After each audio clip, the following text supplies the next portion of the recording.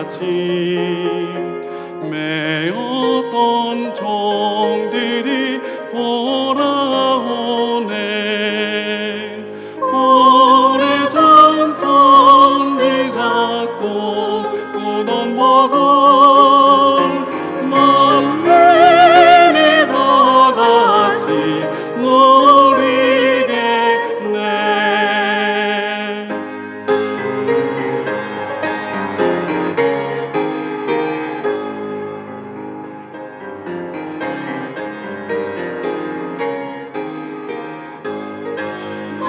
만유의 주를 찬양하세 찬양하세 찬양하세 찬양. 만유의 주 찬양. 우와 광야에 화초가 피고 말랐던 시냇물 흘러오네. 이 산과 저 산이 마주쳐 올려 주 예수의 정을 찬송하네. 땅들아 바다야 많은 성들아 찬양을 주님께 드리어라. 싸움과 죄악에 자복한 땅에 찬송이 하늘을 사무치네.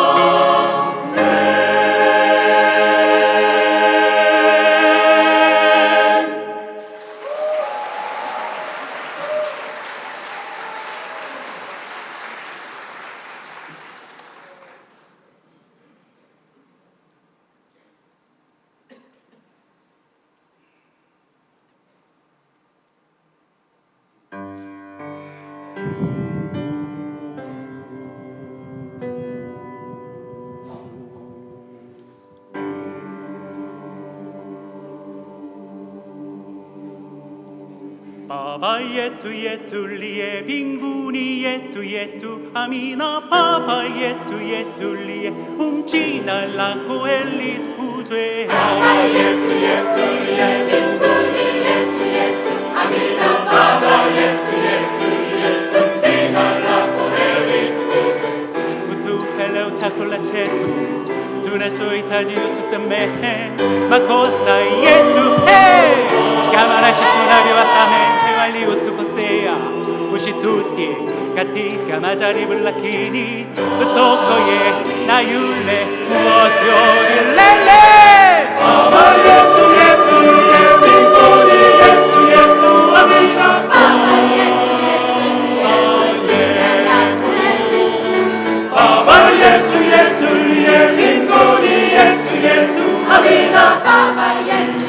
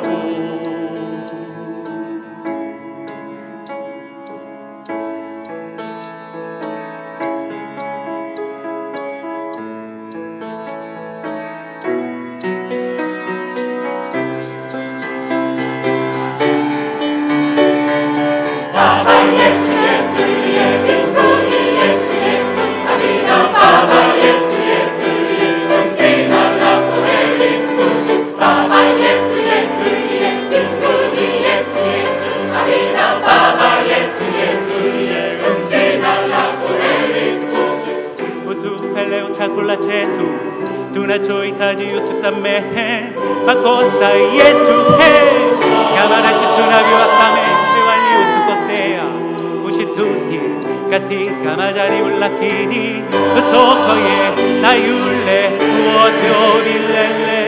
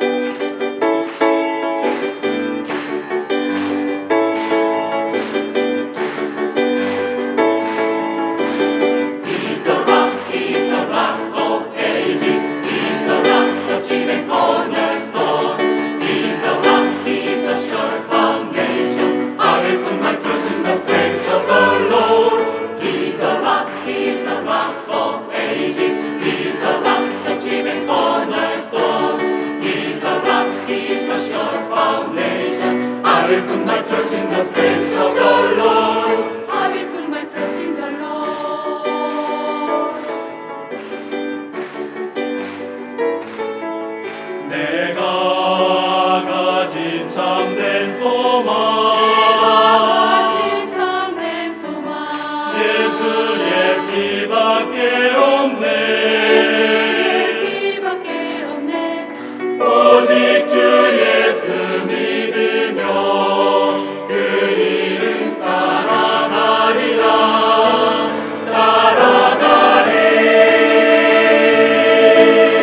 주 굳건한 반석이라, 주 원통이 돌이라, 주 교회의 참된 터라, 주의 능력 믿고 따라가리라. 주는 반석, 주는 반석, 주는 반석, 주는 반석, 주는 반석, 주는 반석, 주는 반석, 주는 반석, 주는 반석, 주는 반석, 주는 반석, 주는 반석, 주는 반석, 주는 반석, 주는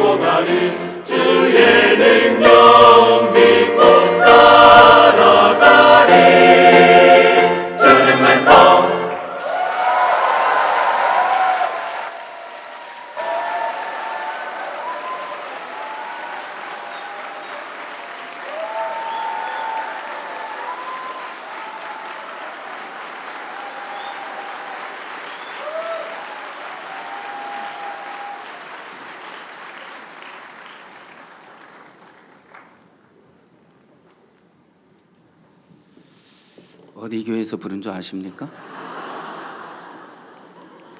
전 그라시아스 합창단이 온 줄 알았습니다. 근데 다시 보니까 구라시아스 합창단입니다. 정말 하나님께서 우리에게 찬양을 주시고 우리에게 기쁨을 주신 걸 감사합니다. 이 시간 김재용 목사님 나와서 말씀 전해 주시겠습니다.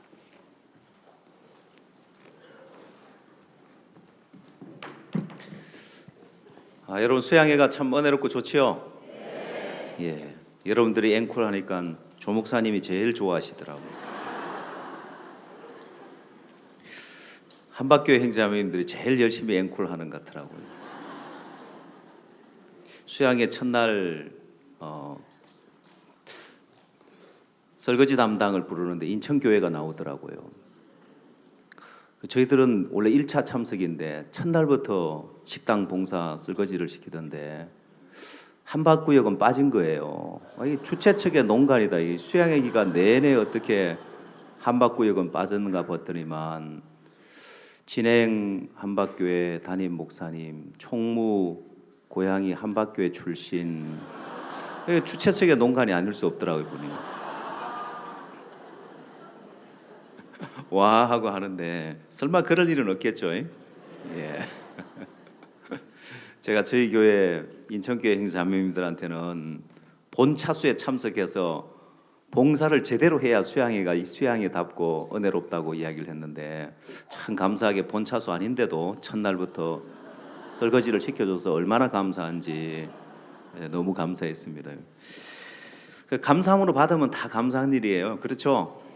주최 측의 농간이라고 여러분 너무 그렇게 아마 다시 넣었을 거예요. 아마 틀림없이. 예. 어떻게 받느냐에 따라서 달라지는데 오늘 성경 말씀 보도록 하겠습니다. 마태복음 16장 13절 말씀부터 보도록 하겠습니다.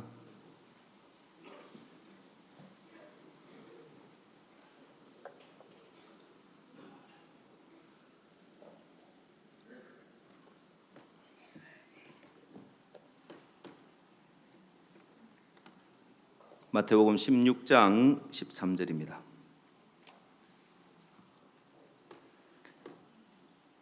예수께서 가이사랴 빌립보 지방에 이르러 제자들에게 물어 가라사대 사람들이 인자를 누구라 하느냐 가로되 들으는 세례 요한 들으는 엘리야 어떤 이는 예레미야나 선지자 중에 하나다 하나이다. 가라사대 너희는 나를 누구라 하느냐 시몬 베드로가 대답하여 가로되 주는 그리스도시요 살아계신 하나님의 아들이시니이다. 예수께서 대답하여 가라사대 바요나 시몬아 네가 복이 있도다. 이를 내게 알게 한 이는 혈육이 아니요 하늘에 계신 내 아버지시니라. 또 내가 네게 이르노니 너는 베드로라. 내가 이 반석 위에 내 교회를 세우리니 음부의 권세가 이기지 못하리라. 내가 천국 열쇠를 내게 주리니 네가 땅에서 무엇인지 매면 하늘에서도 매일 것이요 네가 땅에서 무엇이든지 풀면 하늘에서도 풀리리라 하시고 이에 제자들을 경계하사 자기가 그리스도인 것을 아무에게도 이르지 말라 하시니라. 이때로부터 예수 그리스도께서 자기가 예루살렘에 올라가 장로들과 대제사장들과 서기관들에게 많은 고난을 받고 죽임을 당하고 제3일에 살아나야 할 것을 제자들에게 비로소 가르치시니 베드로가 예수를 붙들고 간하여 가로되 주여 그리 마옵소서 이 일이 결코 주에게 미치지 아니하리라.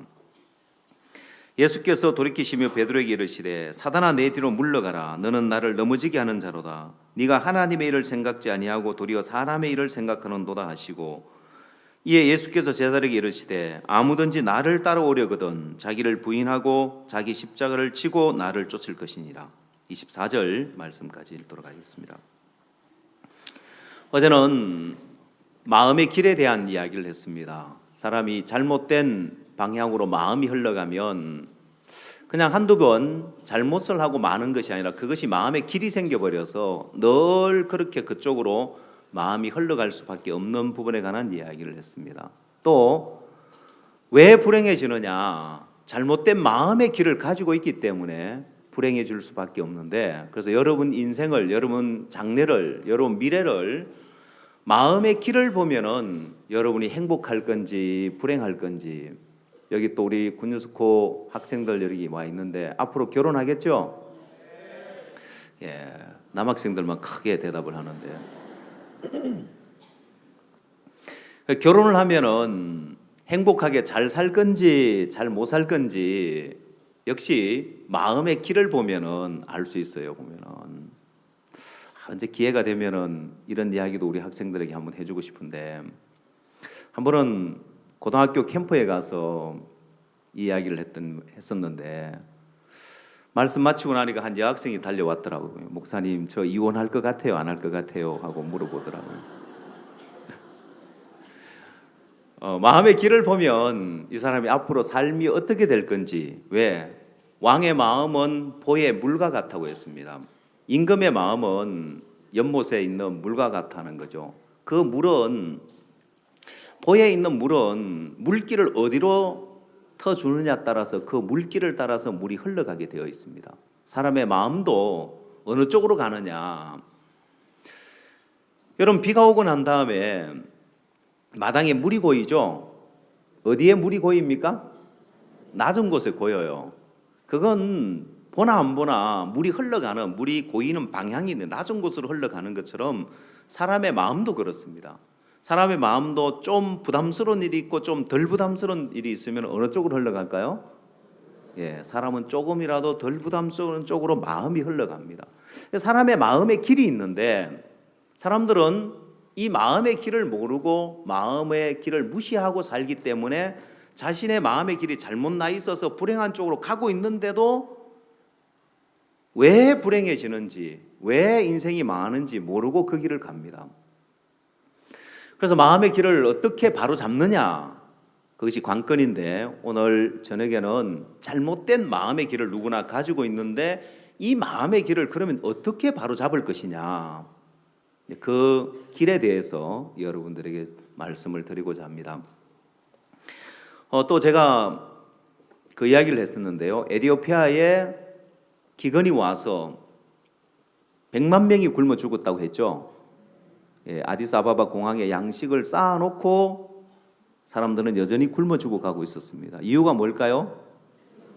예, 길이 없어서, 그 오직까지 가는 길이 없어서 여전히 사람들은 굶어 죽고 100만 명이 굶어 죽었는데, 실제로 오늘날 사람들이 어려움을 만나고 문제를 만나서 어렵고 또 고통하고 절망하고 불행한 것이 아니라 마음의 길이 없어서 그렇습니다. 그래서 한옥 탈모라는 의사가 난치병 환자를 치료하면서 세 부류가 있다고 했죠. 첫 번째, 부정적인 생각을 가진 사람. 두 번째, 긍정적인 생각을 가진 사람. 그래서 부정적인 마인드를 가진 사람, 긍정적인 마인드를 가진 사람. 세 번째가 뭐였죠? 예, 믿음을 가진 사람. 부정적인 사람은 암이 낫냐, 암은 걸리면 못 고친다는데 죽을 수밖에 없어. 부정적인 생각을 가진 사람. 두 번째, 긍정적인 생각을 가진 사람은, 긍정적인 마인드를 가진 사람은 암이 불치병이긴 하지만은 내가 싸워서 이겨봐야 되겠다고 비교적 긍정적인 마인드를 가진 사람은 비교적 덜 고통을 당하다 죽는다 했죠. 그러나 낫지는 않지만은 세 번째, 암은 불치병이라는 생각을 조금도 받아들이지 않고 믿음을 가진 사람, 이미 다 나았다는 믿음을 가진 사람들이 그 병에서 벗어나서 많은 사람들이 낫더라는 거예요. 여러분, 이건 미국의 플로리다주에 있는 난치병 전문 치료를 수십 년 동안 해온 한 의사의 이제 데이터입니다.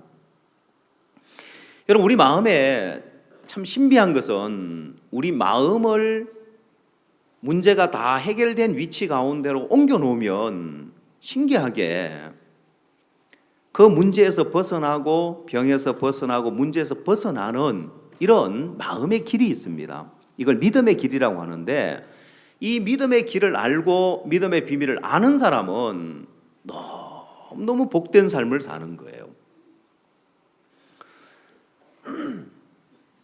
여러분, 저는 명절이 되면 이제 고향을 이렇게 한 번씩 가는데 명절 때 차가 막혀서 고생해 본 적이 한 번도 없습니다.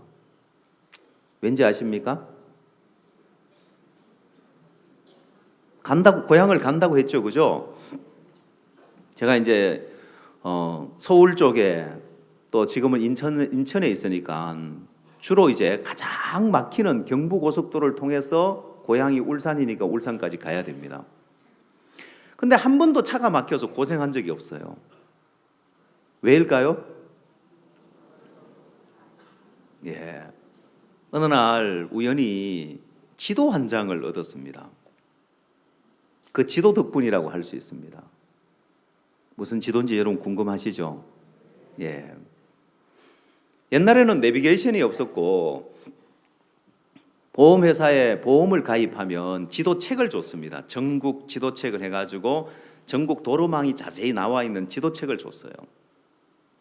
근데 그 지도책 뒤에 부록에 지도 한 장짜리 지도가 한 장 있는데 지도의 제목이 뭐냐면 막히면 돌아가라라는 제목이었습니다. 이게 뭐지? 평소에 한 번도 안 봤다가 우연히 그 지도를 봤는데 보니까 그 지도가 어떻게 만들어지는지가 나와 있는 거예요. 이 지도는 고속버스 운전수들 또 직행버스 운전사들이 수십 년 동안 이 명절에 아니면 연휴에 차가 막힐 때 돌아서 가는, 막히지 않고 돌아서 가는 그 길을 표시를 해놓은 거예요. 그래서 우연히 그 지도를 한 장 얻고 명절 때 차가 막힐 때 내 눈에 보이는 형편 말고 고속도로로 갈 거냐 국도로 갈 그거 말고 그 지도에 나와 있는 대로 한번 가봤습니다. 너무너무 신기한 것은 차가 하나도 안 막히는 거예요. 그 막히는 구간을 벗어나서 가면은 너무 정확하게 그게 돼 있는 거예요. 왜? 수십 년 동안에 고속버스 운전사들과 직행버스 운전사들의 데이터니까. 아마 여러분들이 고속도로 타고 가다가 차가 막히면 국도로 빠졌죠? 예. 그럼 국도로 빠지면 어떻게 해요? 괜히 국도로 왔다 고속도로가 더 나을 걸 후회했다가 다시 이제 고속도로로 이제 다시 또 가는 거예요. 그 짜장면 먹을까 짬뽕 먹을까 맨날 갈등하는 것처럼 국도하고 고속도로하고 거기에서 갈등을 해요. 근데 그 지도책에는 차가 막힐 때 고속도로에서 국도로 가는 것이 아니라 지방도로까지로 빠지는 거예요. 그 길은 아무도 안 가요. 그 길로는.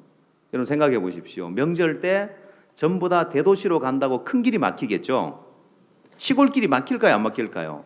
시골길은 오히려 평소보다 차가 더 없어요. 그 길을 표시를 해놨는데 가보니까 너무너무 기가 막힌 거예요.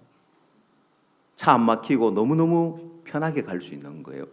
남들은 가는데 막 16시간 걸렸다. 고속도로 휴게소에 들어갔다가 빠져나오는데 2시간 걸렸다. 막 이렇게 이야기를 하는데 저희 가족들은 황금 들판을 지나면서 코스모스 꽃길을 지나면서 창문 열어놓고 완전 여행인 거예요. 또 기분 좋을 때는 완전히 삥 둘러서 가는 경우도 있습니다. 강릉이 처가 집이니까 아침에 출발해서 강릉에 가서 점심 먹고 동해안 길을 따라서 우리나라에 아마 가장 경치가 아름다운 길인 것 같아요. 그 길을 따라서 피대기라고 아십니까? 피대기를 못 먹어본 사람은 인생에 4분의 1이 죽은 것과 같습니다.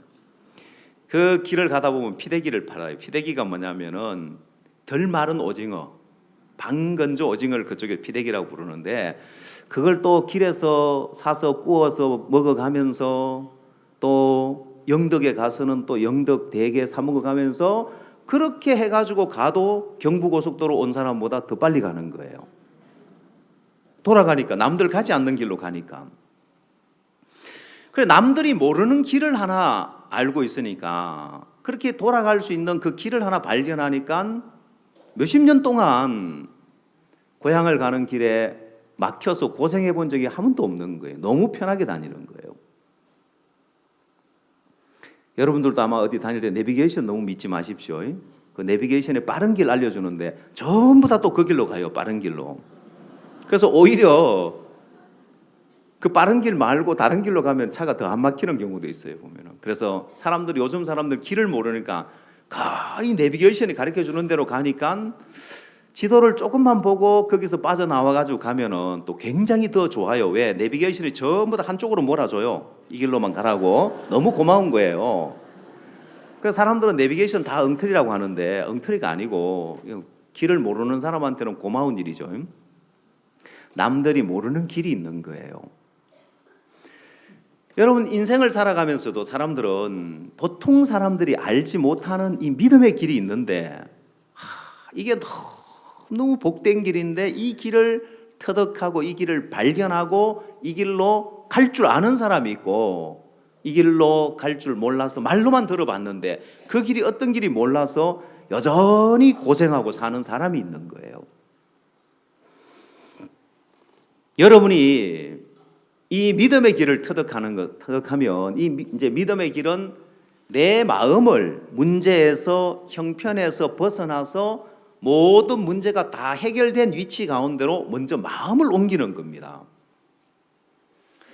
여러분, 오늘 트루스토리에 저도 이제 트루스토리를 보면서 그 효정이라는 학생이 참 신령하더라고요. 보니까 구원받고 부모님이 목회를 하는데도 그 핍박을 이겨가면서 신앙을 하고, 그럼 효정이가 누구지? 효정이라는 사람 들어본 적이 없네요. 더더욱 한의원을 하는 효정이 들어본 적이 없었습니다.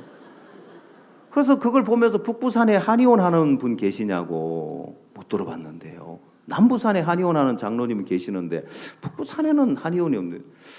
저 효정이가 교회를 떠났으면 트루스토리를 안 만들었을 텐데, 신앙을 잘하고 있으니까 만들었을 텐데, 저런 신령한 사람을 선교학교 안 보내고 뭐 하고 있지, 북부산에서 잡아두고 있었나 했더니만 서울에 가 계시더라고요.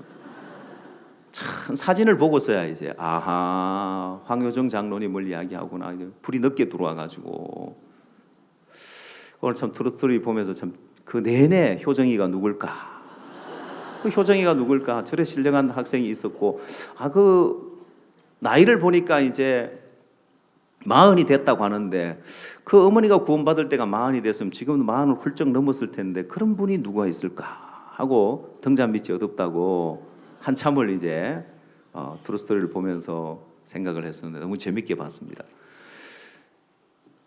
여러분, 마음을 먼저 옮겨 놓으면 이 죄 사함에 관한 것도 사람들이 내가 날마다 죄를 지으니까 이 죄 문제를 해결하려고 늘 문제 가운데, 죄 가운데, 죄인의 위치에 머물러 있잖아요. 그 믿음의 길을 발견하고 마음을, 모든 죄가 다 사해졌고 의롭게 된 위치 가운데로 마음 하나 옮겨 놓으면은 하나님은 그 믿음을 보고 의롭다고 하시는 거예요.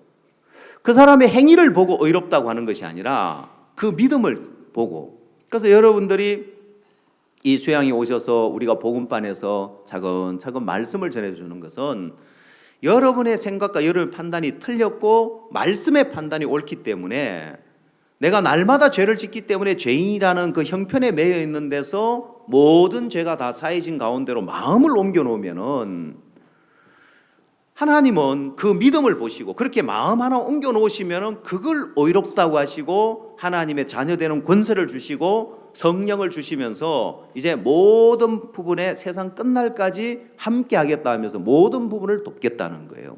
만 가지 복을 받을 수 있는 거예요. 자, 오늘 읽은 말씀에 보면은 이런 말씀이 있습니다. 19절 말씀을 보면요, 내가 천국 열쇠를 내게 주리니 네가 땅에서 무엇이든지 매면 하늘에서도 매일 것이요 네가 땅에서 무엇이든지 풀면 하늘에서도 풀리리라 했습니다. 하나님이 베드로에게, 예수님 베드로에게 천국 열쇠를 준다고 했고, 네가 무엇이든지 땅에서 매면 하늘에서도 매일 것이요 네가 땅에서 무엇이든지 풀면 하늘에서도 풀리리라 했습니다. 제가 사역을 하면서 굉장히 어려움 가운데 처해 있을 때 어느 날 이 말씀을 보면서 내 마음을, 그 문제 가운데서 벗어나 내 마음을 옮겨 놓았는데 실제로 하나님이 그 문제들을 다 해결하는 역사들을 여러 번 경험을 했습니다. 저는 제가 25살에 사역을 했습니다. 제 아내 24살, 한참 뛰놀 나이죠. 예. 그리고 경상북도 영주라는 곳에서 이제 사역을 하는데 전도를 하러 가면 주로 노인들이 이렇게 많았습니다. 시골이니까 할머니, 할아버지들인데 전도하러 가면 할아버지, 할머니들이 성경 이야기에는 관심 없고 야야 몇 살이고 하는 거예요. 제가 이래봐도 옛날엔 동안이었거든요, 보면은. 그래서 늘 그렇게 전도하면 전도는 안 되고 늘 몇 살인고 해가지고 나이가 좀 들었으면 좋겠다. 그런 적이 있었습니다, 보면은. 그래서 하나님이 기도를 응답해 주셔가지고 앞머리가 휘어져가지고 앞머리가 빨리 휘었습니다, 보면은. 그 제 아내는 늘 염색하라 하는데 이 기도 응답이라고 염색 안 하고 지금 살고 있거든요. 정말 아무것도 모를 때 사역을 시작해서 영주에서 이제 3년을 사역하고 만 3년을 있다가 두 번째 이제 사역지가 천안이었습니다. 저희 선교회는 그냥 담임 목사로 한 곳에 오래 있는 것이 아니라 수년에 한 번씩, 몇 년 정해진 건 없지만은 수년에 한 번씩 사역자 이동을 이렇게 합니다. 만 3년을 그곳에 있고 사역자 이동이 이제 있을 철이었는데, 저도 이제 3년이 지났으니까 만 3년을 있었으니까 이동할 수도 있겠다는 생각을 가졌는데, 그 당시에 제가 저 교회만은 안 갔으면 좋겠다는 교회가 있었습니다. 그 교회가 어디였냐면 천안교회였습니다. 왜 거기만 안 갔으면 좋겠다고 생각을 했냐면은, 그 교회가 이제 땅을 사서 예배당을 지어야 되는데, 교회가 어렵게 땅을 샀어요, 믿음으로. 그래서 정말 있는 거 없는 거 다 털어 겨우 땅을 샀는데 후임자가 가면 예배당을 지어야 되는 거예요. 내가 저 교회 저기만은 안 가고 싶다 마음이 들었어요. 너무너무 부담스럽더라고요. 왜? 믿음이 없었기 때문에 그렇죠. 근데 오늘 이제 발표를 하는데 이동 공문에 천안이라고 돼 있는 거예요. 하나님은 꼭 그렇게 일을 하셔요. 예. 내가 제일 부담스럽고 가기 싫어하는데 하나님이 거기를 딱 집어서 가게 하시더라고요. 제 마음에 그때 어떤 생각을 했냐면, 제가 나이도 어리고 영적으로 어리니까 내가 뭐 잘할 수 있나, 은혜를 입어야 되겠다는 그 마음을 가지고 갔습니다. 주변에 앞선 종들도 계시고 또 대전에 박 목사님도 계시고 가까이 계시니까 내가 주변의 종들에게 은혜를 입어야 되겠다는 마음으로 갔습니다. 가서 이제 예배당 짓는 일을 해야 되는데, 그때 상황을 한마디로 이야기하자면, 야, 어떻게 되는 일이 하나도 없네. 진짜 하는 일마다 하나도 안 되는 거예요.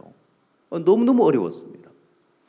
그래서 내 마음에 은혜를 입고 싶은 마음이 있는데 왜 하나님이 안 도와주시지? 내가 막 잘해봐야 되겠다는 교만한 마음이 아니라 내가 은혜를 입어야 되겠다는 마음을 갖고 있는데 하나님이 안 도우시더라고요.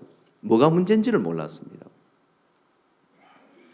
나중에 발견한 것이 뭐였냐면은, 하나님은 그냥 내가 은혜를 입고자 하는 마음을 가졌을 때 일을 하는 것이 아니라 이 은혜를 입고자 하는 그 마음 뒤에 알맹이가 있어야 되는 거예요. 그게 뭐냐면은 믿음인 거예요. 그래서 그 당시에 내 마음에는 은혜를 입어야지 하는 마음은 있었지만은 믿음은 없었습니다. 내가 믿음이 없으니까, 예배당을 지을 자신도 없고 믿음도 없고 없으니까 은혜를 입어야지 하는 그 막연한 은혜를 입고자 하는 마음인 거예요. 여러분, 천국은 행위로 갑니까? 은혜로 갑니까? 그 은혜로 가니까 믿음 없어도 갑니까? 아니요. 믿음 없으면 천국 못 가요. 경건치 아니한 자를 의롭다시를 믿는 믿음을 가져야 천국을 가지. 그 죄 있는데도 뭐 천국은 행위로 가는 것이 아니라 은혜로 가지. 하나님, 나 천국 갈 수 있도록 은혜를 베풀어 주십시오. 그런다고 천국에 가냐는 거예요. 어떻게 해야 가죠? 정확한 믿음이 있어야 천국에 가는 거예요. 믿음이 빠져버린 은혜는 껍데기 은혜인 거예요. 이해되시겠죠? 저도 그 당시에 믿음은 없었습니다. 내가 못하니까 은혜를 입어야지 했지, 그런 껍데기 이제 은혜만 가지고 있었지, 내 마음에 하나님 일하시겠다, 하나님이 도우신다, 그런 믿음은 없었습니다. 그래서 은혜를 입어야지 하는 마음은 내가 못하니까, 또 내가 안 되니까 막연히 은혜를 입고자 하는 이 마음에는 하나님이 일을 안 하시는 거예요.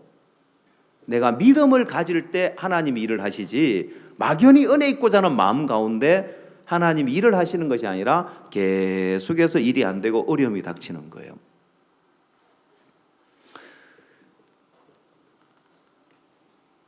예배당을, 그 당시는 이제 뭐 큰 예배당도 아니었지만 그 당시는 내게는 큰 부담이 있고 어려움이었습니다. 250평 되는 건물을 짓는데, 원래 건축을 하려면은 땅이 좁으면은 옆에 공터가 있어서 자재를 쌓아두고 이러면 굉장히 편하게 공사를 할 수 있습니다.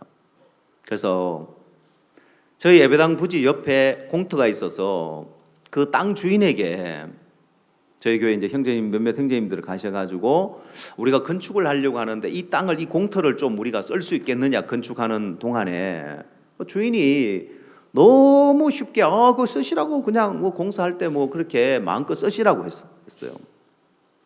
우리는 자재만 쌓아두는 것이 아니라 거기다 우리가 막 창고 건물도 하나 짓고 이래 이제 해야 되겠다고 하니까 이분도 뭐 공사에 대해서 좀 아는 분이셨는지 보통 땅을 이제 자재를 쌓아두면은 그 자재를 누가 훔쳐갈 수 있고 하니까 조그만하게 이제 합판으로 창고처럼 하나 지어서 사람 지키기도 하고 이렇게 하는데 그렇게 생각을 했던가 봐요. 근데 우리는 거기다가 지금 우리가 새들어 살고 있는 예배당 전세를 빼야 또 그 전세금을 가지고 공사를 하기 때문에 가건물을 지어야 했습니다.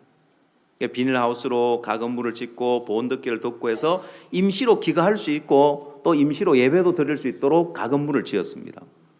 짓다 보니까 자재가 좀 남는 거예요. 그러니까 이왕 짓는 거 좀 널널하게 크게 짓자 해가지고 좀 크게 지었습니다. 어느 날 주인이 지나가다가 한번 들려서 본 거예요. 그 주인이 그걸 보고는 기절하려고 한 거예요. 아니 그냥 합판으로 그냥 조그마한 창고 하나 지어놓은 줄 알았더만 예배당을 지어놓으니까 우리는 예배당이 아니고 그냥 가건물, 예배당은 우리 땅에 짓고 이건 가건물. 근데 이분이 자기가 계시도 안 한 땅에 구들 놓았다고, 그게 뭔 말인지 아죠? 보일러를 깔았다고 뭐 미신을 믿는 분인지 노발대발하면서 당장 이거 철거하라는 거예요. 그리고 이분이 기한을 주는데 그 날짜가 지역에서 봉사하는 형제님들하고 저희들이 이제 기술자하고 와서 공사를 시작하기로 한 날짜인데 그분이 그 날짜를 모를 텐데 신기하게 그 날짜까지 철거하라는 거예요.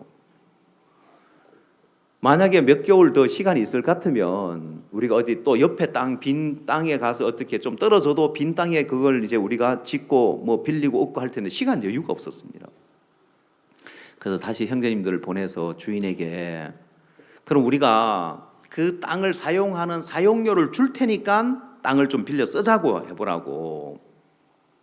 그래서 찾아갔는데 주인이 막무가내인 거예요.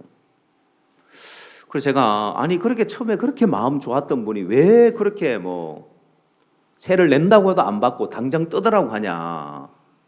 그래서 제가 한번 찾아가 봐야 되겠다. 그래서 제가 또 대표자니까 그래도 직접 또 찾아가서 한번 은혜를 구해 봐야 되겠다 싶어서 제 아내하고 같이 이제 찾아갔습니다.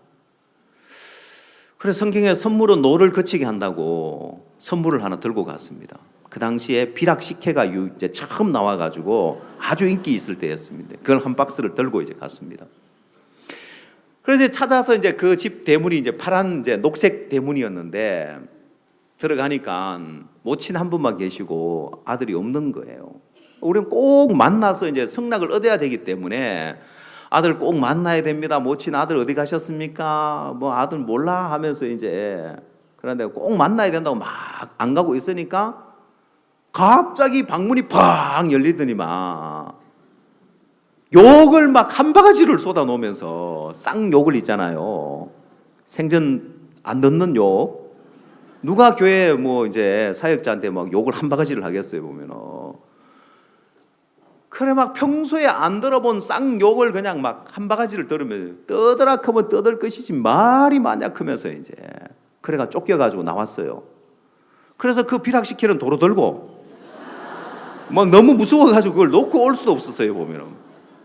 그래 도로 들고 이제 그 녹색 대문을 나오면서 그 가건물을 우리가 사용할 수 있으면 이건 기적이다. 이 주인이 하는 걸 보면서 그러고 이제 나왔습니다. 너무 난감한 거예요. 이럴 수도 없고 저럴 수도 길이 없는 거예요. 우리가 선교학교 때 수업을 받을 때 박 목사님께서 믿음에 대해서 닭은 개가 쫓아오지 않으면 날지 않는다고 하시더라고요. 이 믿음도 절박한 상황이 되니까 길이 없고 방법이 없으니까 믿음을 갖는 길 말고 다른 길이 없으니까 믿음의 발을 내딛게 되는 거예요. 그래서 너무 이제 길도 없고 방법도 답답한 가운데 성경을 보는데 이 말씀이 보여졌어요.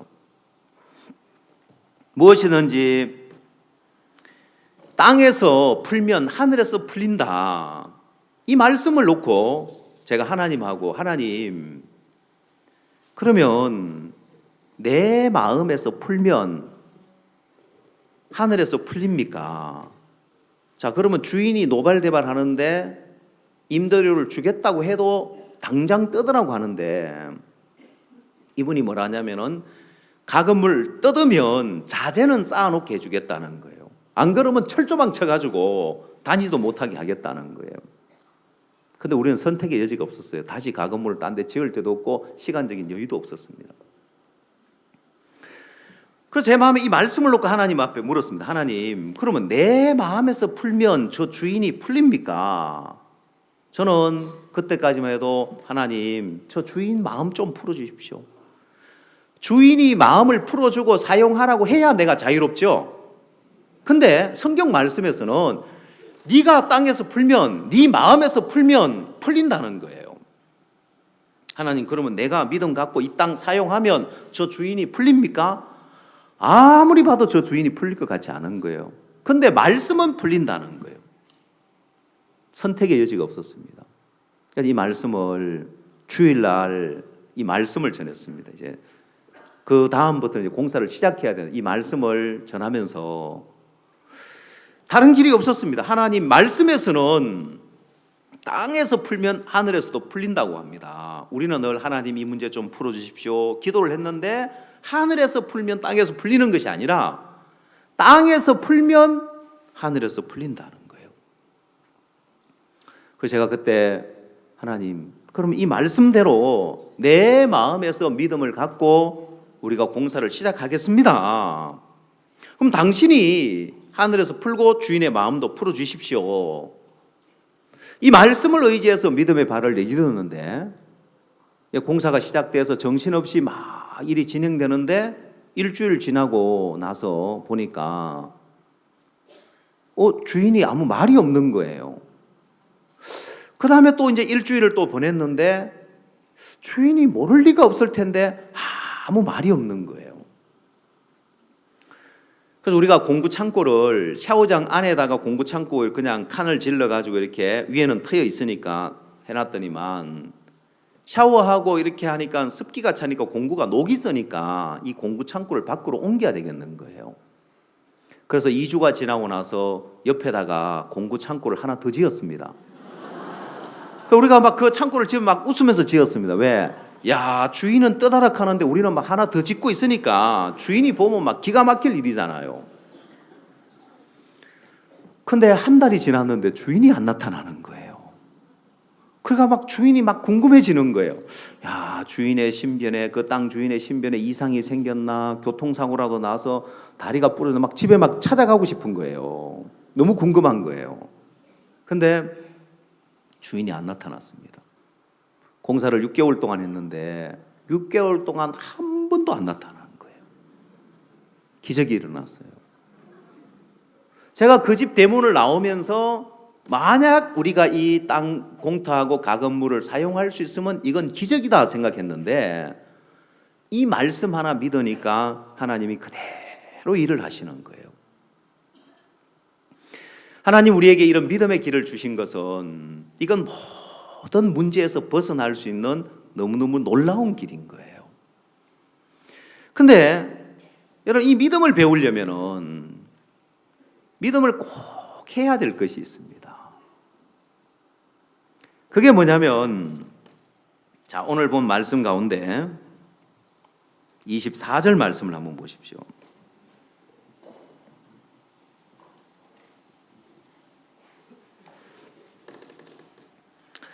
이에 예수께서 제자들에게 이르시되 아무든지 나를 따라오려거든 자기를 부인하고 자기 십자가를 지고 나를 쫓을 것이니라 했습니다.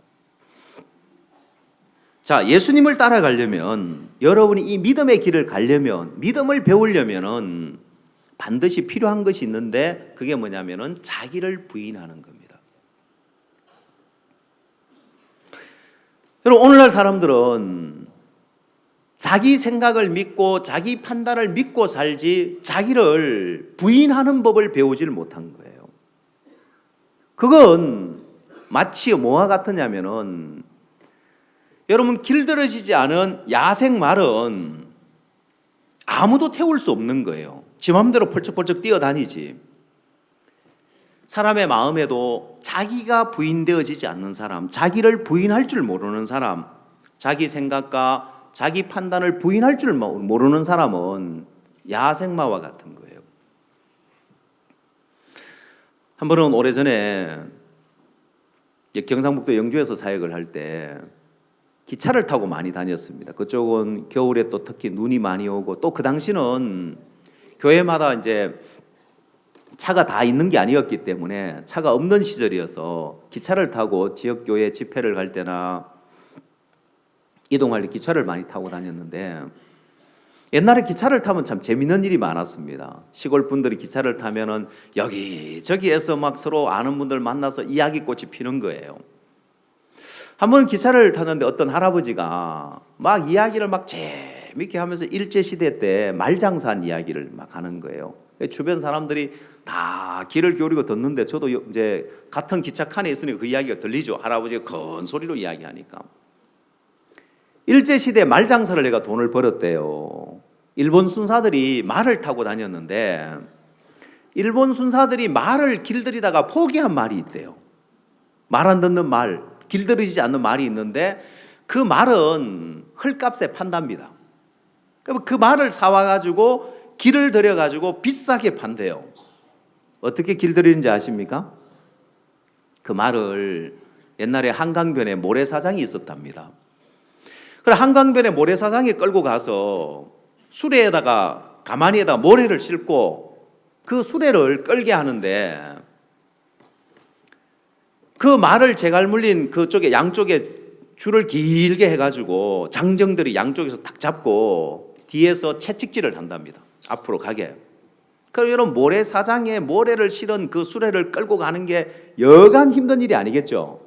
그러면 말이 이제 그 힘들고 뭐야 가기 싫어가 몸을 털면 앞에서 양쪽에서 딱 줄로 잡고 있으니까 옆으로 가도 못하고 앞으로 가야 되는데, 그러면 말이 땀을 쫙 흘린답니다. 그렇게 해가지고 말을 한번 길을 딱 꺾어 놓으면은 그 다음에는 사람 태우는 건 너무 쉬운 일이잖아요. 말을 잘 듣는데요. 그렇게 길들여 가지고 비싸게 그 일본 순사들한테 팔아먹은 이야기를 하시더라고요. 여러분, 말이 길들여진 말하고 길들여지지 않는 말하고 그 가치는 엄청난 차이가 있습니다. 길들여지지 않는 말은 아무짝에 쓸모없는 말인 거예요. 사람의 마음도 그렇습니다. 사람도 여러분, 그 사람의 재능이나 그 사람의 뭐 실력이나 그 사람의 지식이나 이게 중요한 것이 아니라, 정말 그 사람의 가치는 마음이 길들여져 있어서 자기를 부인할 줄 아느냐 모르느냐, 자기 생각과 자기 판단을 부인하고 다른 사람 이야기를 그대로 받아들이는 이 마음의 길이 들여져 있는 사람이 있고, 마음이 길들여지지 않아서 자기가 옳다고 생각되면 누가 뭐래도 말 안 듣고 자기 옳은 생각을 고집하는 사람. 어제 우리가 성경을 통해서 본 요압과 같은 사람. 왕인데 내가 오늘날 왕이 되었으나 이 스루야의 아들인 이 사람들을 제어하기가 너무 어렵다는 거예요. 요압이 자기가 부인되어지지 않는 사람이었기 때문에 다윗이 요압을 볼 때 뛰어난 군대 장관이지만은 가치가 없는 거예요. 이스라엘 나라를 놓고 봤어도 가치가 없는 게, 결국은 요압이 반역에 동참하면서 아무짝에 쓸모없는 그냥 반역자로서의 그 대열에 오르지 아무짝에 쓸모없는 사람이 되는 거예요. 여러분, 마음의 세계, 마음이 길들여진 사람, 그 자기가 부인되어지느냐 부인되어지지 않느냐. 어느 인디안 마을에 이 인디안들은 말을, 야생말을 길들여 가지고 또 비싸게 파는 인디안 부족이 있었습니다. 이 부족은 어린아이들도 말을 길들일 줄 아는 거예요. 그 인디안 부족들에게 특별한 비법이 있었는데, 그 비법이 뭐였냐면은 야생말을 몰아가지고 강가로 몰아간답니다. 강으로 몰아가면 강을 만나면 말들이 헤엄쳐가지고 강을 건너 도망간답니다. 근데 그 강 중간에 바위섬이 하나 있는데 그 바위섬 뒤에 딱 숨어 있다가 말들이 헤엄쳐가 오면은 얼른 등에 탁 올라탄답니다. 그러면 물에서 말이 발부둥 칠 수 있어요, 없어요? 없죠. 뭐 꼼짝을 못 하는 거예요, 물에서는. 그래서 강을 건너가 딱 나올 때는 말이 거기서 이미 물에서 이미 딱 꺾여 가지고 사람을 태우는 길들여진 말이 된답니다. 너무 쉽게 길을 들인다는 거예요. 여러분, 사람의 마음의 세계도 길들여져 있는 사람이 있고 이렇게 길들여져 있지 않고 자기 생각만 믿고 자기 판단만 믿고 자기 옳은 생각을 따라 사는 사람.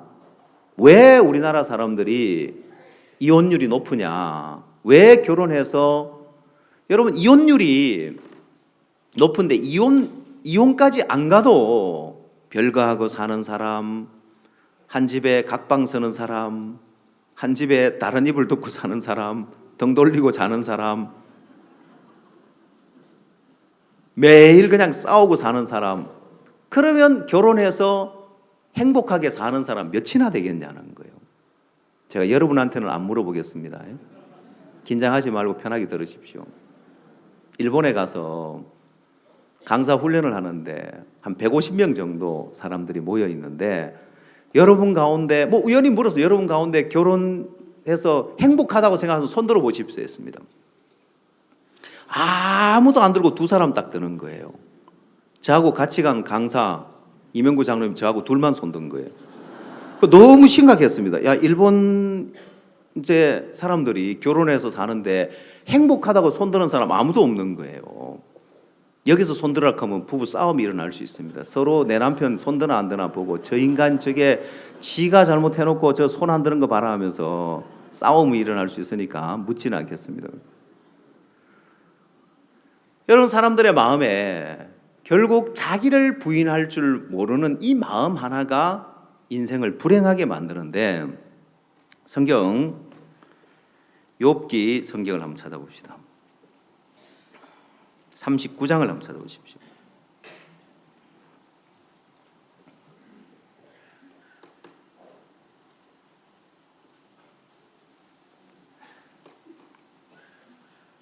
욥기 39장 9절. 덜소가 어찌 절겨 내게 복종하며 내 외양간에 머물겠느냐? 네가 능히 줄로 덜소를 메어 이랑을 갈게 하겠느냐? 그것이 어찌 골짜기에서 너를 따라 쓰레를 끌겠느냐? 그것에 힘이 많다고 네가 그것을 의지하겠느냐? 내 수고하는 일을 그에게 맡기겠느냐?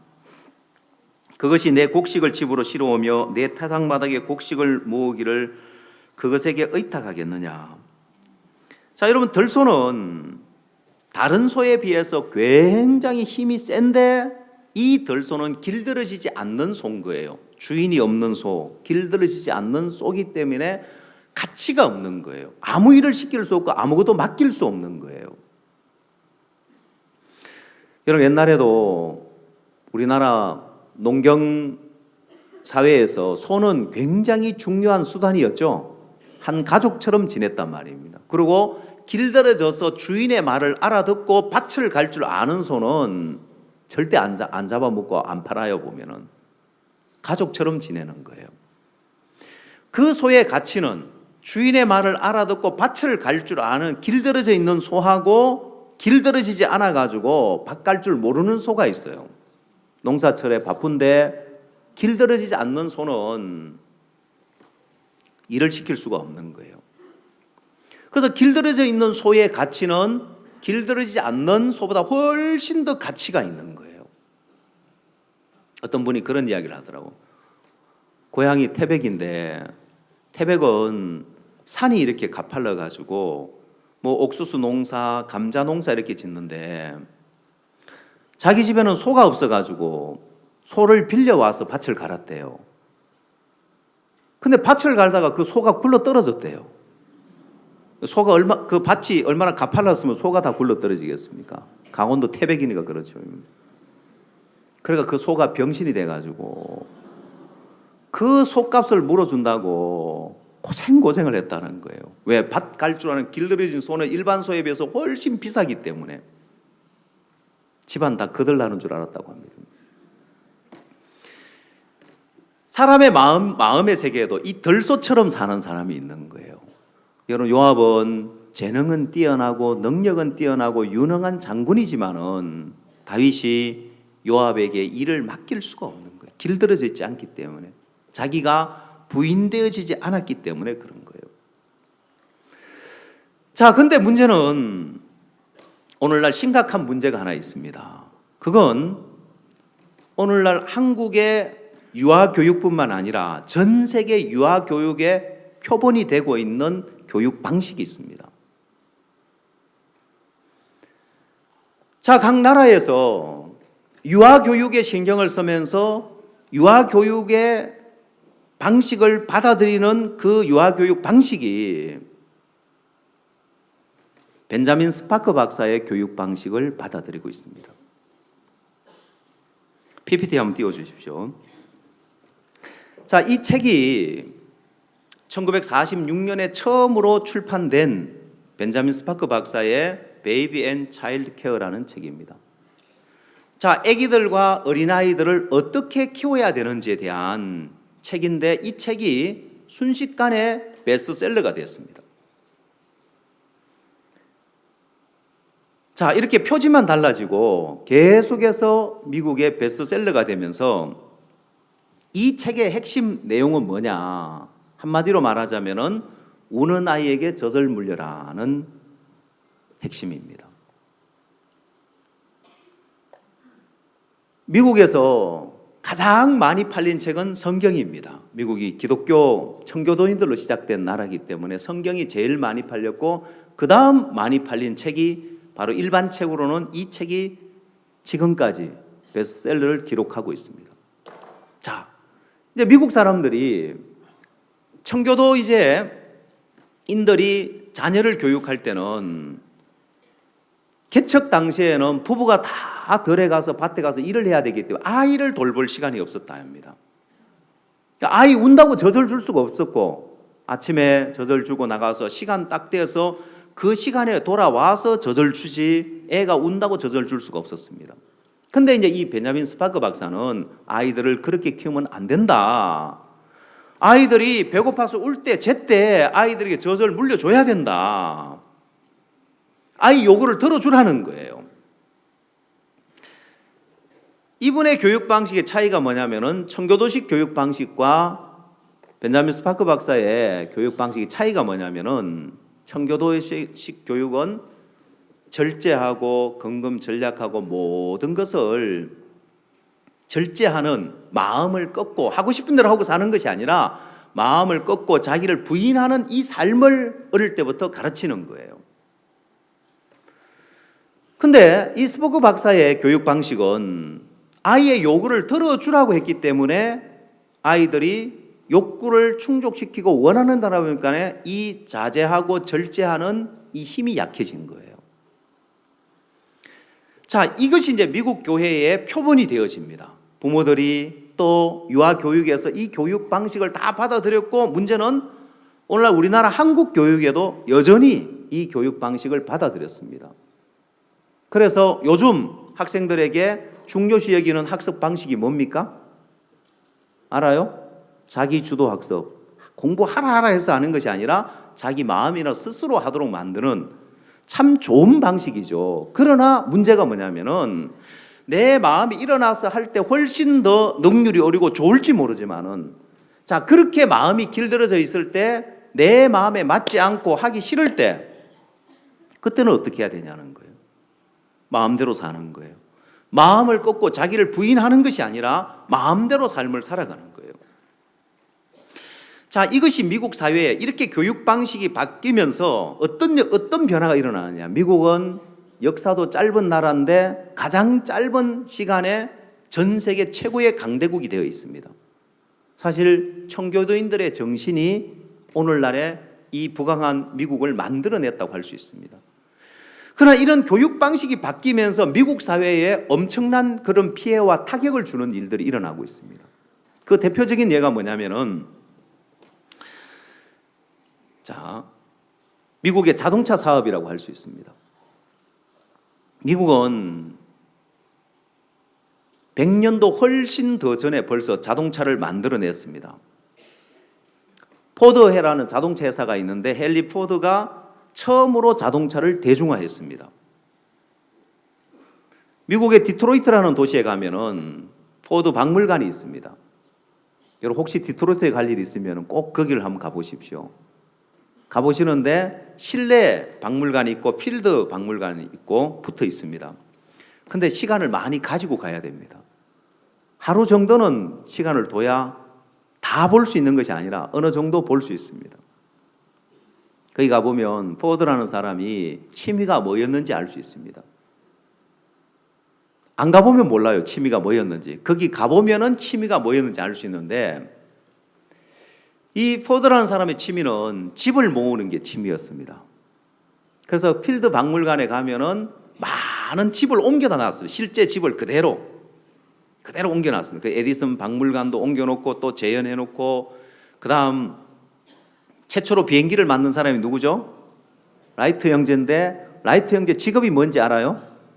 거기 박물관에 가보면 알 수, 필드 박물관에 가보면 라이트 형제의 집과 그 다음에 그 가게를 고스란히 그대로 옮겨놨기 때문에 무슨 직업인지 알 수 있습니다. 뭐 아는 사람이 자전거 만드는 사람이었더라고요. 자전거 점포를 했어요. 자, 그렇게 이제 이 포드가 이제 미국 최초로 이제 억만장자가 됩니다. 그리고 미국의 자동차 사업으로 인하여 디트로이트라는 도시가 미국의 4대 도시 중에 하나가 될 정도로 큰 그런 대도시로 성장을 합니다.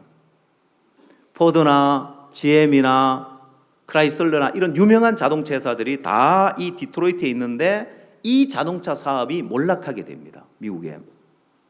그리고 디트로이트라는 도시도 부도가 나버렸습니다. 그 몰락의 원인, 첫 번째 원인은 태만이라고 할 수 있습니다. 일본이나 한국에서 연비 좋은 차를 만들어내고 하이브리드 차들을 만들어낼 때 태만하게 새로운 기술을 개발하지 않음으로 인하여서 다 망해버렸고 저렇게 디트로이트 시에 가면 빈 건물이 빌딩이 수만 개가 있을 정도로 비어 있습니다. 혹시 집 없는 분 그곳에 가면 싼 집 구할 수 있습니다. 뭐 $1,000불 주면은 좋은 막 그림에 나오는 집 있죠, 그죠? 뾰족 지붕 위에 이렇게 이런 집들을 살 수 있습니다. 강도의 위험이나 뭐 이런 위험은 감수해야 되겠지만은 집 갖길 원하는 분들 평소에 내 집 못 가졌는데 한번 가시면 얼마든지 살 수 있습니다. 두 번째 원인은 강성 노조라고 할 수 있습니다. 회사가 어려워서 노사 간에 협의를 이루어야 되는데 우리가 이대로 가면 우리 회사가 망한다. 임금을 삭감하고 인원을 감축해야 된다. 이 강성 노조 때문에 협의가 안 되는 거예요. 우리는 이만큼 월급 받아야 된다. 더 못 줄인다. 왜? 자, 벤자민 스파크 박사의 교육 방식이 어려서부터 욕구를 충족시키는 이 교육 방식이었지 욕구를 절제하고 마음을 꺾는 이런 삶을 배우지 못했기 때문에 이런 어려움에 딱 부딪히니까 회사가 망해도 자기 주장만 하게 됩니다.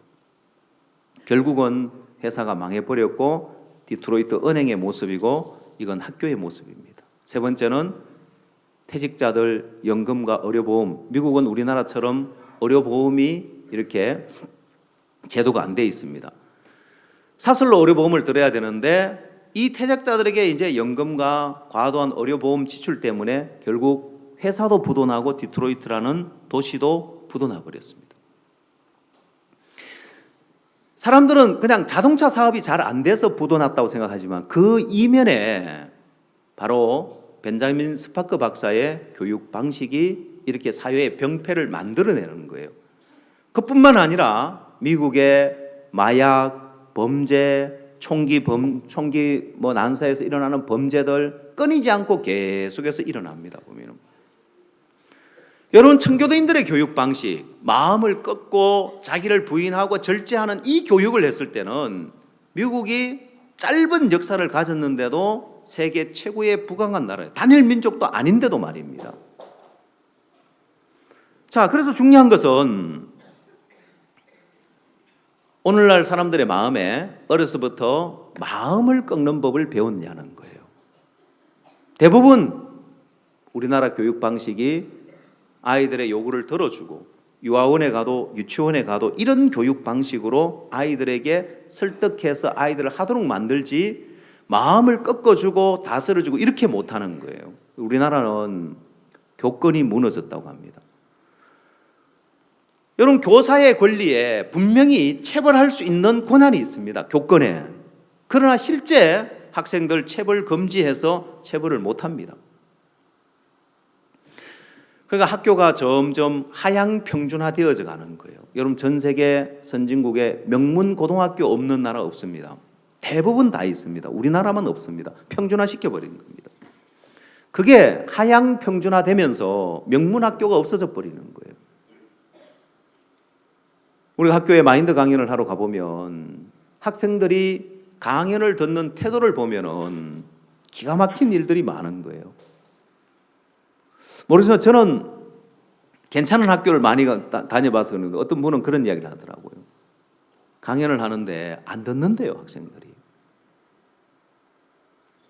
그러고 뒤돌아서 자기들 친구들끼리 이야기하고 있고, 왜냐, 학교 수업 시간에도 선생님이 수업하는데 엎어져서 자는 사람, 뭐 지 하고 싶은 거 하는. 그래서 이제 옛날에는 졸기만 해도 분필 딱 던져가지고 막 이마빵 맞추고 또 막 이런 짝대기 들어가면 졸면 막 탁 때리고 하고 그렇게 하잖아요, 보면은. 요즘은 교권이 무너졌기 때문에 체벌 금지. 학생들이 하고 싶은 대로 마음대로 하고. 이제는 학교에 타가방을 만들어야 된다. 미혼모들을 위해서. 이런 주장까지 나오는 거예요. 여러분, 우리나라보다 더 심각한 나라들은 남미에 있다고 볼 수 있습니다. 15살, 16살 되는 아이들이 동생처럼 애를 데리고 다니는데 보면 동생이냐 하면 아니요, 자기 애래요. 결혼해서 사는데 애가 4명이 있으면 엄마 아빠가 다 달라요.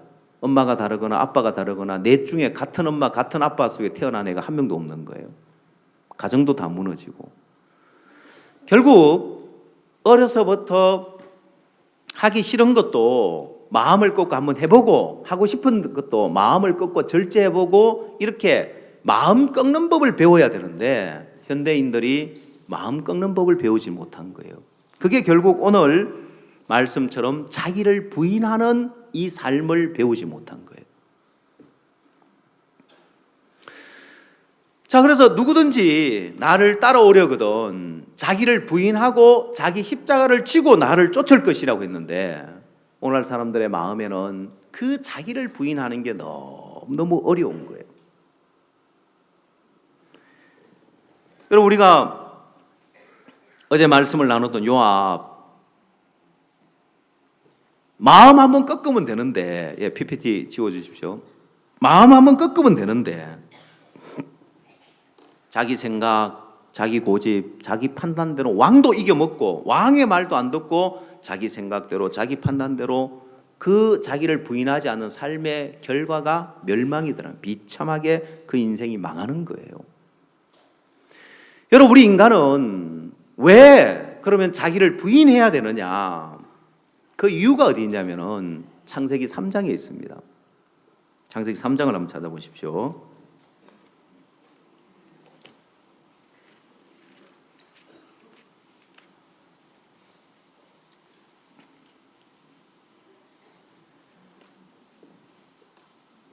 (4절) 말씀 보겠습니다. 창세기 3장 4절.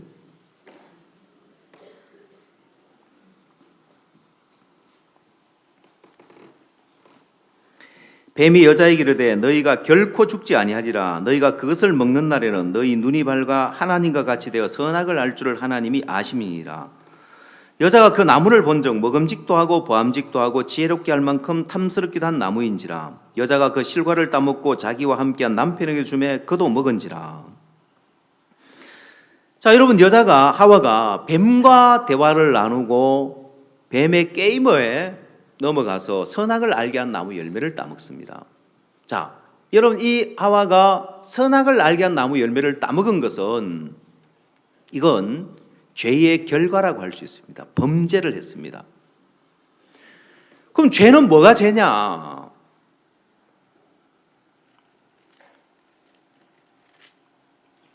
6절 말씀에 6절을 한번 다시 보십시오. 여자가 그 나무를 본적 먹음직도 하고 보암직도 하고 지혜롭게 할 만큼 탐스럽기도 한 나무인지라. 여자가 그 실과를 따먹고 자기와 함께한 남편의 숨에 그도 먹은지라.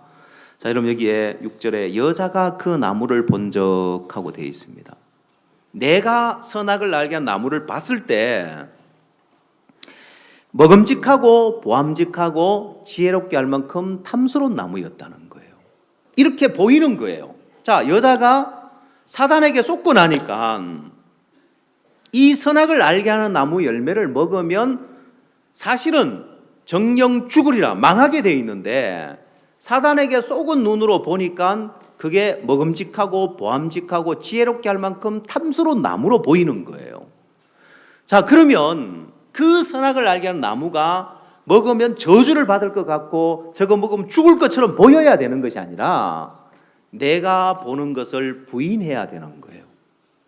내가 봤을 때 먹음직하고 보암직하고 지혜롭게 할 만큼 탐스러운 나무로 보이지만 내 생각 믿으면 안 된다. 내 판단 믿으면 안 된다. 사단에게 쏘은 우리 인간은 저주받을 수밖에 없는 그 길이 좋아 보이는 거예요. 자, 그래서 나를 부인해야 되는 거예요. 내가 보는 걸 부인하고 내 판단을 부인하고 내 생각을 부인하지 않으면 믿음의 길을 갈 수가 없는 거예요.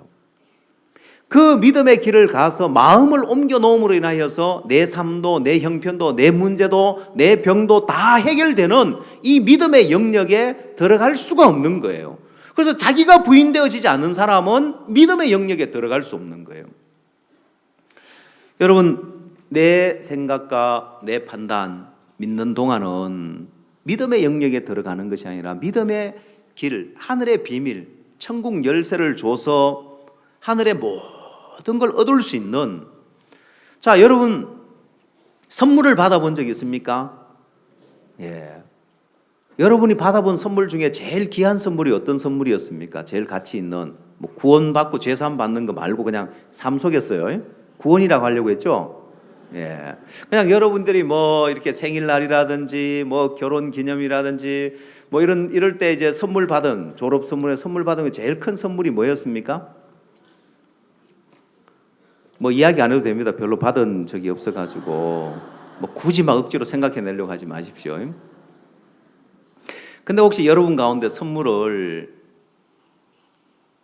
열쇠를 한번 선물 받아본 적 있습니까? 열쇠고리 말고. 예? 열쇠를 선물 받아본 적 있어요? 예. 그 여러분 열쇠 선물을 줄 때 예를 들어 뭐 집을 선물한다면 집을 갖다가 줄 수 없잖아요. 그래서 뭘 줘요? 예, 키를 주는 거예요, 열쇠를. 그럼 여러분 자동차를 선물 줄 때 어떻게 뭘 줘야 돼요?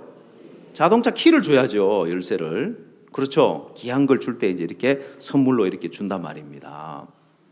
그 하나님이 하늘에 이 모든 좋은 걸 다 주고 싶은데 하나씩 주는 거 말고 다 주고 싶어서 키를 준 거예요. 천국 열쇠를 준 거예요. 하늘에 그 모든 걸 누릴 수 있는, 그게 그 열쇠를 어떻게 여느냐, 그걸 사용하는 게 믿음이란 말입니다. 그 믿음이 어떤 믿음이냐? 땅에서 풀면 하늘에서 풀리는 거예요. 내 마음에서 다 해결됐다고 믿으면, 제가 서두에 간증한 것처럼 주인이 노발대발하는데 내 마음에서 믿으면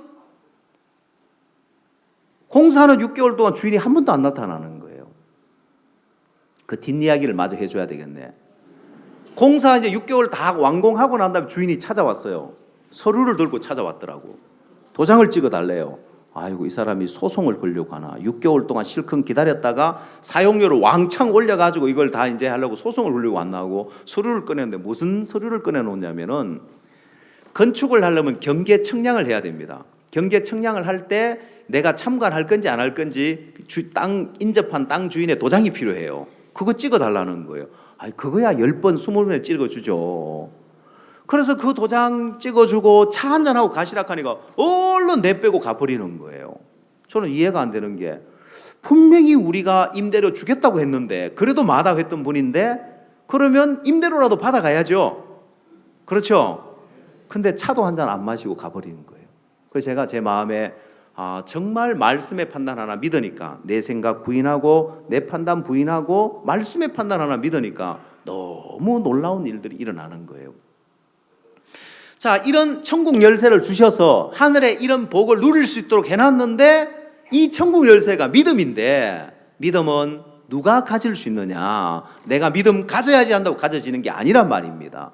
믿음은 자기가 부인되어졌을 때 믿음을 가질 수 있는 거예요. 그래서 예수님께서 누구든지 나를 따라오려거든 자기를 부인하고 자기 십자가를 지고 나를 쫓을 것이니라 했단 말입니다. 자기가 부인되어지지 않는 사람, 자기 생각을 믿는 사람, 자기 판단을 믿는 사람, 자기 경험을 믿는 사람은 믿음의 세계에 들어갈 수 없고 천국 열쇠를 가질 수가 없는 거예요. 자, 그러면 자기 생각이 부인되어지려면 창세기 6장 5절 말씀을 한번 찾아보십시오.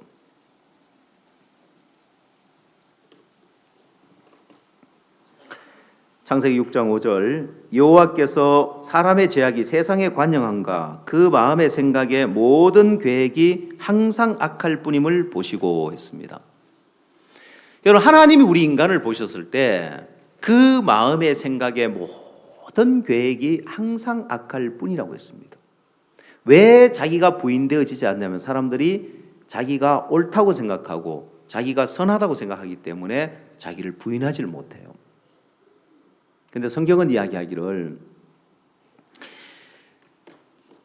만물보다 거짓되고 심히 부패한 것이 인간의 마음이라고 했고, 하나님은 내 생각은 너희 생각과 달라서 하늘이 땅보다 높은 같이 내 생각은 너희 생각보다 높으니라고 했습니다. 차원이 다르다는 거예요. 여러분 한번 생각을 해보십시오. 지금은 인간의 한계 수명이 120년이라고 합니다. 그래서 장수를 하면은 우리나라가 평균 수명이 80이 넘었죠? 그렇죠? 예. 저희 아버지도 올해 90이 되셨는데, 이번 수양에 와 계셔요. 정정하셔요. 혼자 다 다니시고. 제가 저 아버지 왜 실버 수양에 안 가십니까? 아이고, 실버 수양에 그 노인들 많아가지고 안 간다 하시더라고요.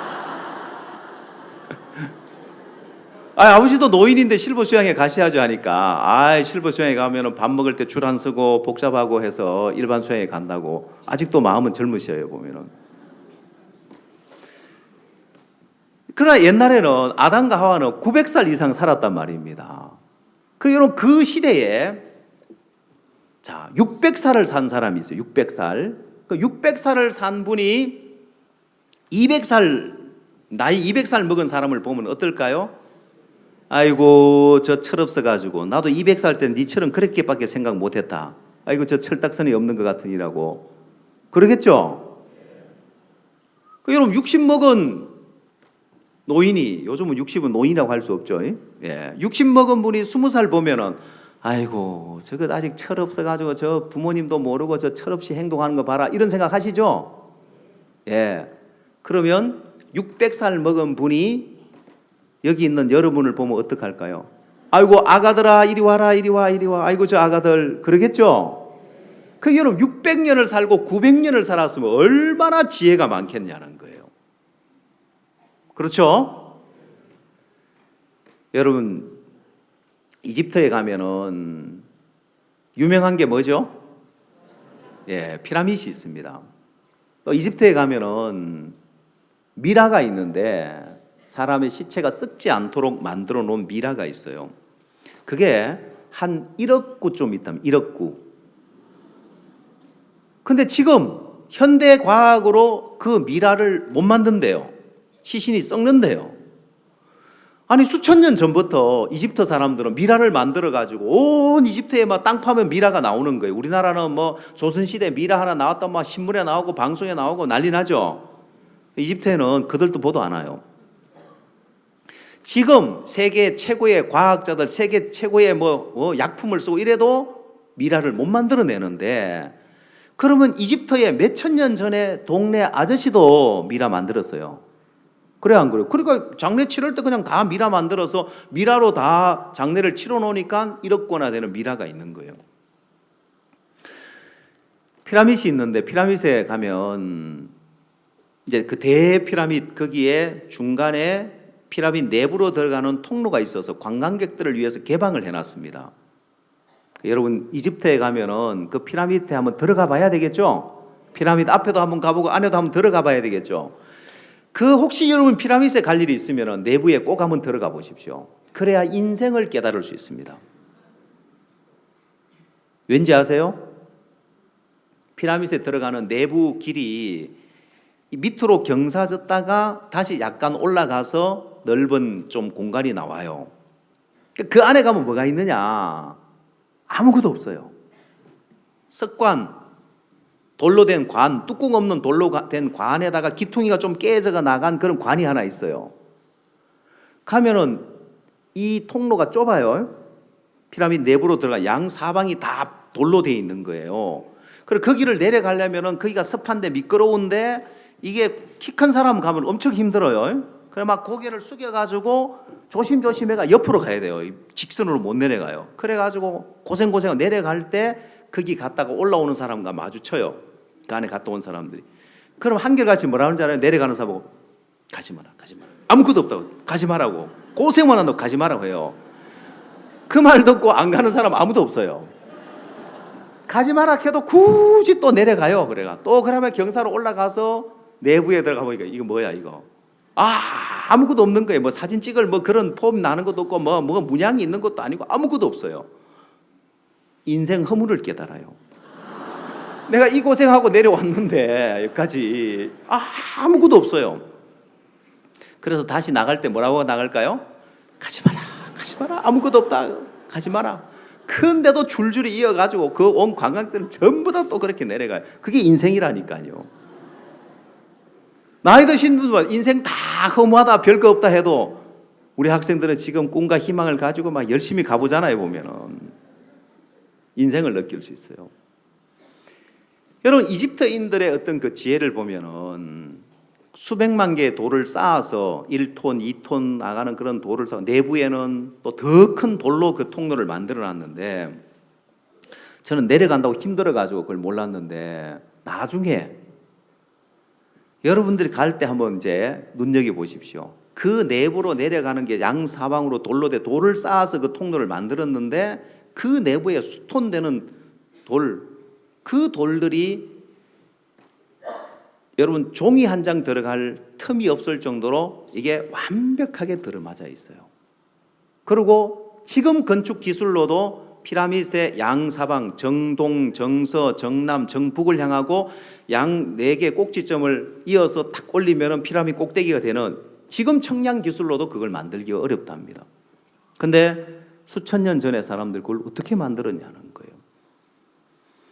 여러분 인간이 엄청난 지혜를 가지고 있었는데 하나님에게서 떠나면서 인간이 그 지혜를 잃어버렸습니다. 처음 우리 인간은 모든 생물을 다스릴 수 있는 권세가 있었고 아담이 모든 이름을 지어주는 그 지혜를 가지고 있었습니다. 근데 오늘 우리는 하나님과 단절되면서 그 지혜를 잃어버렸어요. 그래서 세계 7대 불가사의 이런 이야기 들어보셨죠? 현대 과학으로도 못 푸는 거예요. 그만큼 옛날에는 하나님과 연결돼 뛰어난 지혜가 있었다는 거예요. 그러면 하나님은 얼마나 뛰어난 지혜를 가지신 분이냐는 거예요. 자, 여러분들이 성경 고린도전서 13장을 한번 찾아보십시오. 지금 여러분의 생각이 어떤 생각을 하고 사느냐?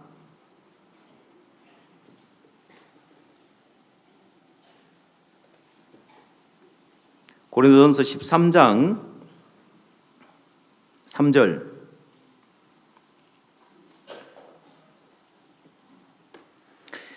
우리가 부분적으로 알고 부분적으로 예언하니 온전한 것이 올 때는 부분적으로 하던 것이 패하리라. 내가 어렸을 때는 말하는 것이 어린아이와 같고 깨닫는 것이 어린아이와 같고 생각하는 것이 어린아이와 같다가 장성한 사람이 되어서는 어린아이의 일을 버렸노라. 우리가 이제는 거울로 보는 것 같이 희미하나 그때는 얼굴과 얼굴을 대하여 볼 것이요 이제는 내가 부분적으로 아나 그때는 주께서 나를 아신 것 같이 내가 온전히 알리라.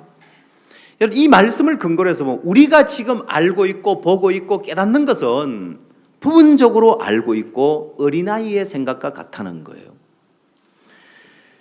그래서 우리가 이제는 거울로 보는 같이 힘이 하나, 그때는 얼굴과 얼굴을 대하여 볼 것이요, 이제는 내가 부분적으로 하나, 그때는 주께서 나를 아신 같이 온전히 알리라. 그러면 여러분, 우리 인간이 가지고 있는 생각은 다 부분적으로 알고 있고 희미하게 보고 있고 어린아이의 생각과 같이 말하는 것이 어린아이와 같고 깨닫는 것이 어린아이와 같고 생각하는 것이 어린아이와 같다는 거예요.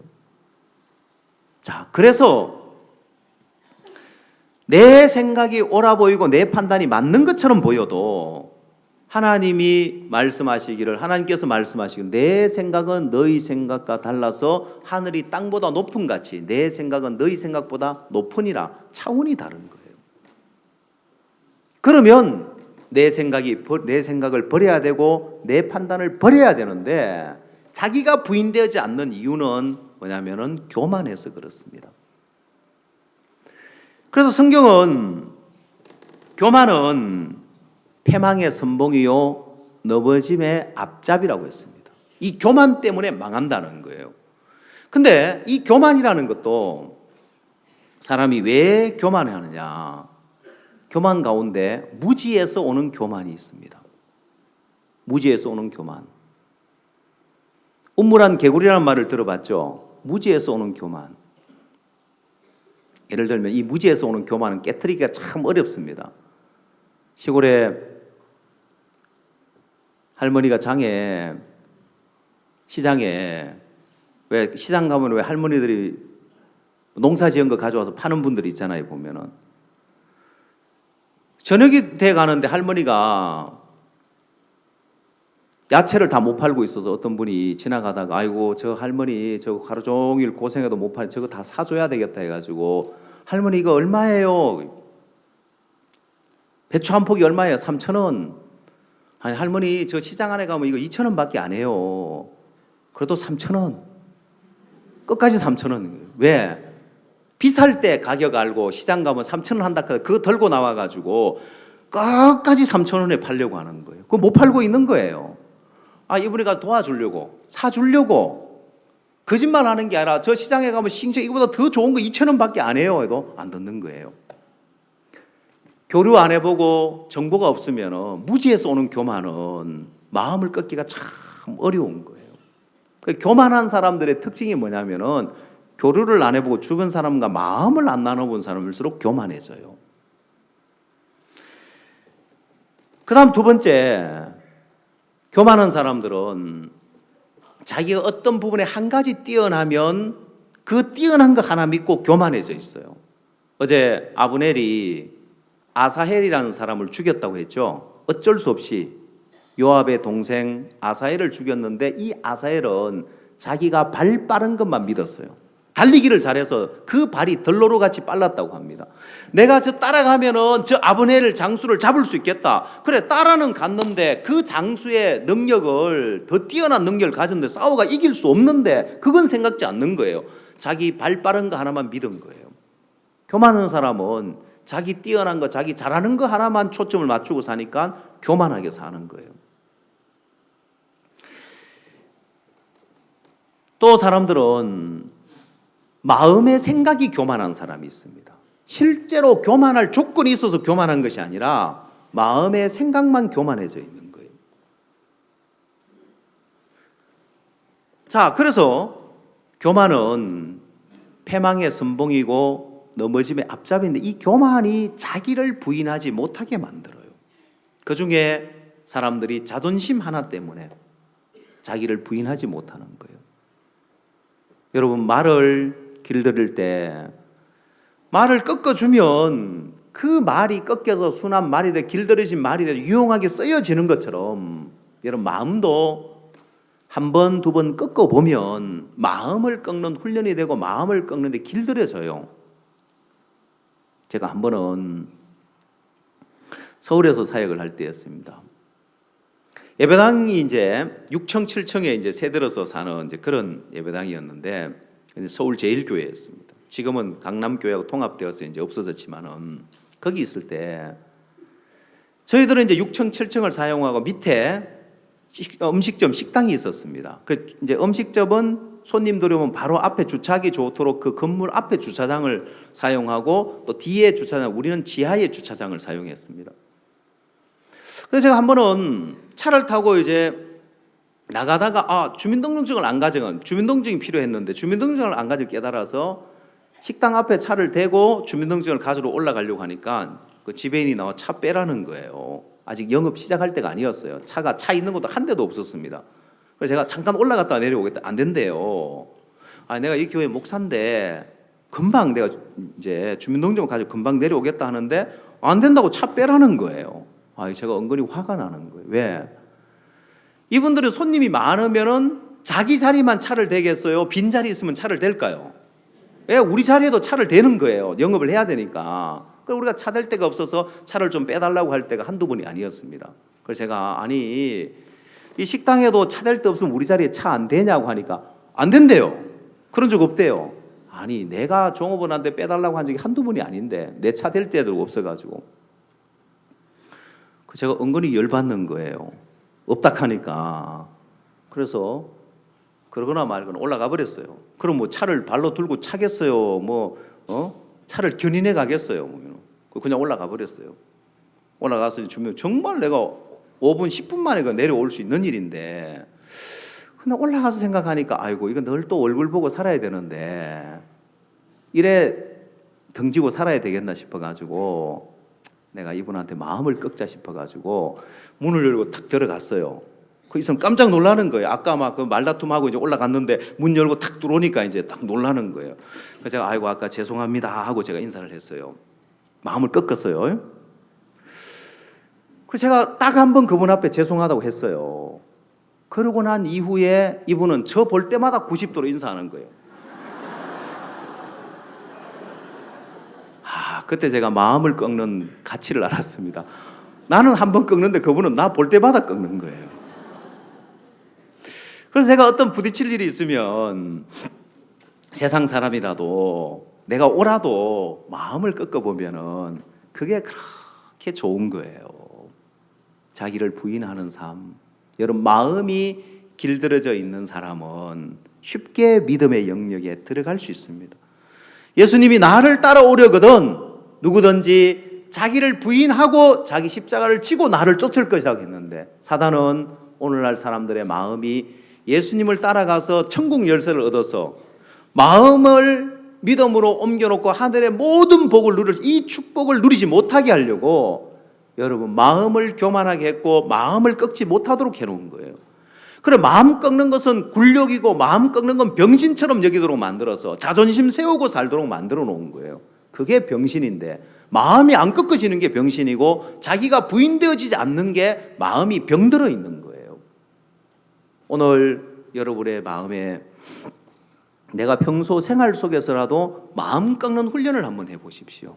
내 마음에 맞지 않아도, 내 생각과 달라도, 내가 좀 불편해도, 내가 좀 힘들어도 마음 하나 꺾으면 참 편해집니다. 보면 만사가 말입니다. 그리고 여러분이 믿음의 영역에 들어가려면, 천국 열쇠를 얻으려면, 여러분 마음을 옮겨 놓음으로 말하면 만 가지 하늘의 복을 받는 이 믿음의 세계에 들어가서 이 비밀을 다른 사람이 알지 못하는 길을 가면서 만 가지 복을 받으려면은 하나님 우리에게 자기를 부인하고 나를 쫓아라는 거예요. 네 생각, 네 판단 부인하지 않고 오면 요압과 같이 늘 다윗이 왕이 되었고 다윗의 왕국이 있지만은 다윗과 늘 부딪히면서 결국은 다윗의 대적자가 되듯이 여러분도 주님과 동행하는 삶을 살지 못하고 늘 부딪히면서 여러분 생각대로, 여러분 판단대로 따라가면서 불행한 길을 가게 되어 있습니다. 오늘 말씀처럼 누구든지 나를 따라오려거든 자기를 부인하고 자기 십자가를 지고 나를 쫓을 것이나 하는 것처럼, 오늘 여러분 마음에 내가 보는 것은 어린아이와 같구나, 내가 보는 것은 희미하게 보구나, 내가 보는 건 부분적으로 보구나, 지금 우리가 이 땅에서 보는 것은 온전히 볼 수 있는 사람이 아무도 없기 때문에 내 생각 버리고 내 판단 버리고 사는 이 삶, 자기가 부인되어지는 이 삶이 믿음을 가질 수 있는 가장 복된 길이라고 할 수 있습니다. 오늘 여러분 마음에 여러분의 생각과 여러분의 판단 부인하고 말씀의 판단을 받아들이면서 만 가지 복을 누리는 천국 열쇠를 얻는 복된 삶이 되시기를 바랍니다. 기도하시겠습니다. 하나님 참 감사합니다.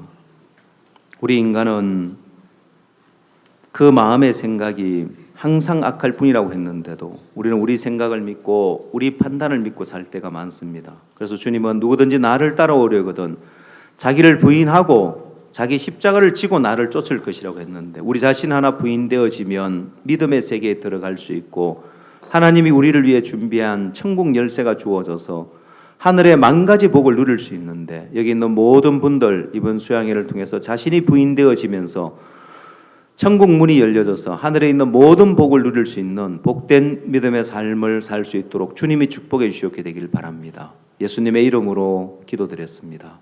아멘. 예, 오늘도 여러분 각 그룹 교제도 있고 또 처음 오신 분들을 위해서는 개인 상담하는 시간이 있습니다. 여러분 어제 만났던 또 목사님들 찾아가시고 처음 오신 분들은 또 새롭게 교제할 수 있도록 주변 분들이 인도해 주시기 바랍니다.